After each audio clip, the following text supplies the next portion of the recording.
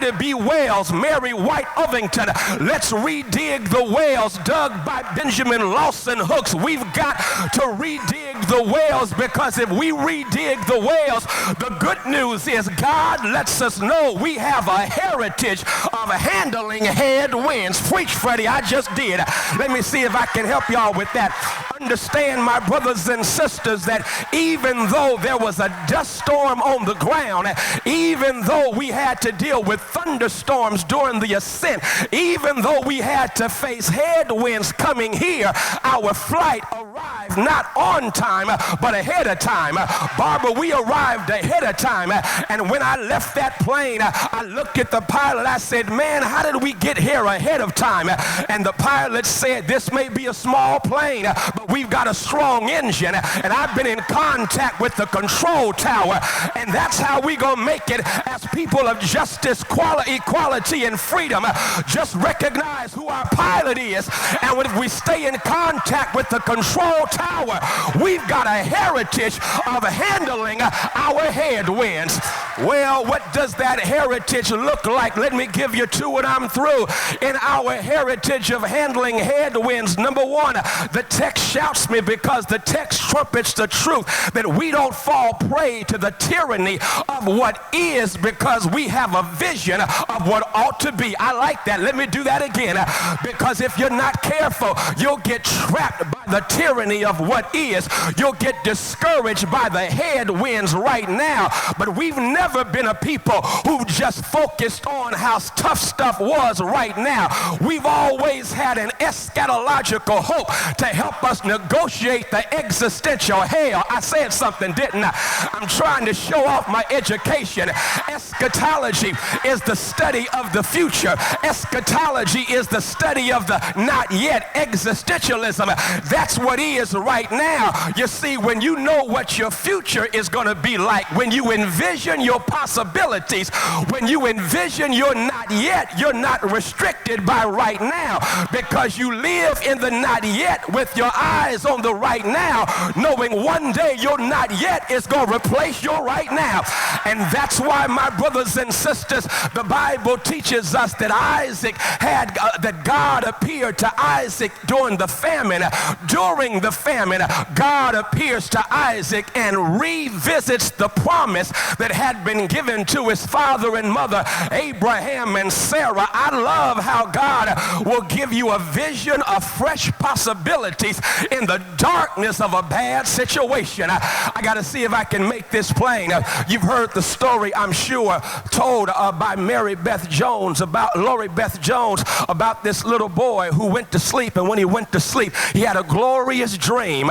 And we have a glorious dream, don't we? NAACP, we ought to dream of schools that are equally funded as opposed to schools that are funded solely because of the tax base of the area that you live in.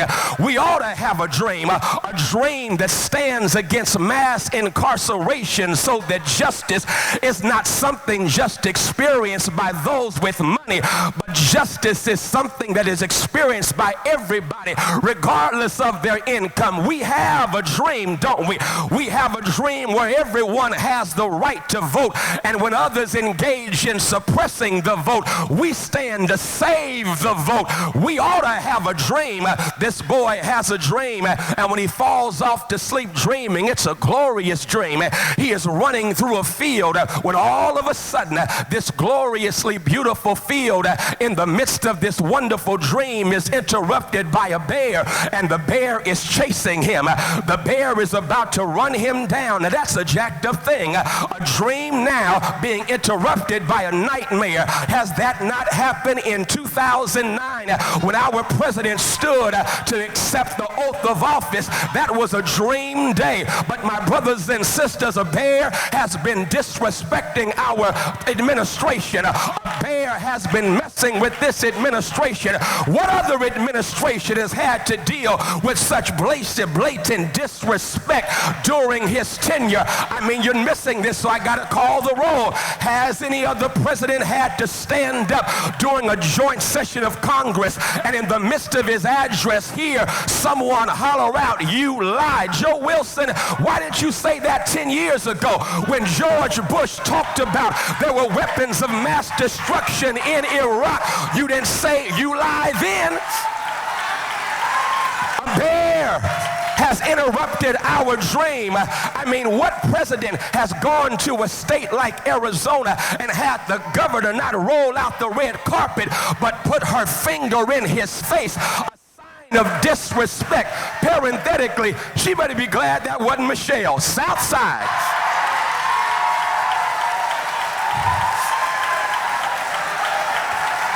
No other president has had to deal with this kind of blatant disrespect. And though he cannot say it, I can say it. There's an undercurrent of racism that has been fueling the blatant disrespect and obstructionism this president has had to face. A bear has interrupted our dream. And that's what happened with that little boy. And the bear is about to catch him. And the boy looks up at the bear. And the boy says, "Mr. Bear, are you going to eat me?" And the bear says, "I don't know. This is your dream." And that's my word to the NAACP. It's still our dream. And since it's our dream, let's make sure we envision a brighter day. We envision a better day. Let's keep before us a greater vision. But not only that, and I'm through, the text says, watch it, that Isaac found himself now having to fight for the rights of the whales that he was redigging. I like that he would dare to fight for the rights. The text says that every time he dug a well, someone came to fight. Please know, our fight is not over. Please know, we have a responsibility to keep on fighting. I'm not coming through like I need to. I give it to you like this. Yesterday I did something I need to do more of, but decided to help out my wife when it came to washing clothes. And so, Teresa, I'm washing clothes and notice something, that our wash machine, this shouts you right here, our wash machine has an agitator, and that's what the NAACP has been called. Y'all just some agitators, and they mean it not as a compliment, but they don't know what they're saying, because I noticed that to have an agitator in the washing machine, it simply means the agitator is there because it simply shakes up the thing, because sometimes the stain is so ingrained in the fabric, you gotta have some agitation to set the stain free from the fabric. Come here, let me shout you, because that's what the NAACP ought to always be. We ought to agitate until justice rolls down like waters and righteousness like an ever-flowing stream. Agitate until everybody has the right to vote. Agitate until there's an end to mass incarceration. Agitate while you're here in Texas. May they hear it in Austin that we are here to agitate. I love it. And I promise you I'm done.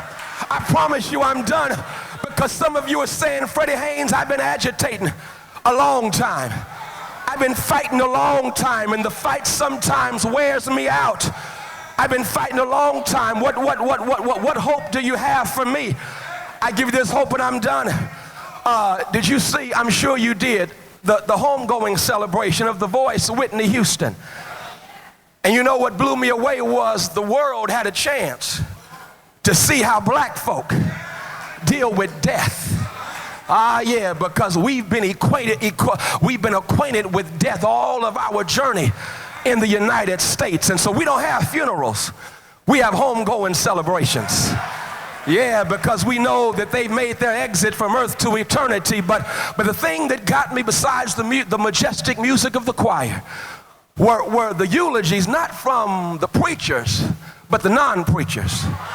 Tyler Perry, he preached. But Kevin Costner got me, because Kevin Costner said that he made up his mind that Whitney Houston was going to be the star of the movie The Bodyguard, over against the objections of people in power who did not want her to have the role because of the color of her skin. Yeah, didn't want Whitney to have it. She had the gifts, skills, But they didn't want her to have it because of the color of her skin, because of the gift that God had given her when God made her. Whitney Houston was not wanted by people in power, but Kevin Costner had made a choice. And because Kevin Costner had made a choice, Kevin Costner said this, and I shout you and I'm done, that what Whitney did not know, because she felt she was not good enough, but what Whitney did not know is all she had to do was show up at the audition, because he had rigged the audition. Now, that threw you, didn't I? Rigged. What does rigged mean? I give it to you and I'm done. Rigged, I looked it up because I'm speaking for y'all. Rigged. Rigged means to manipulate the outcome in your preferred favor. Rigged. And so all Whitney had to do was show up. And if she showed up, Kevin Costner said she won because she dared to show up, because he made sure it was rigged. I'm done.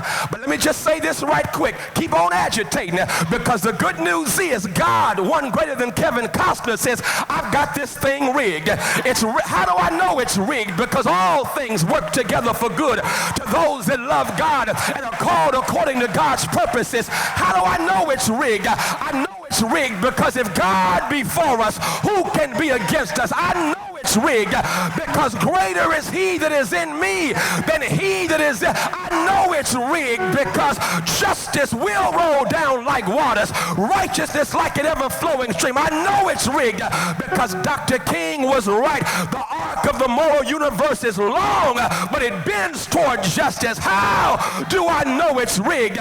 Because James Weldon Johnson is right. Let us march on till victory is won. So go ahead. I know we've got dust storms on the ground, thunderstorms in ascent. We got headwinds at cruising altitudes.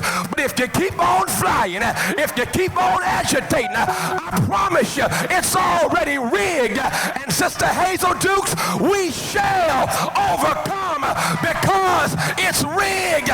Now get out of here and agitate.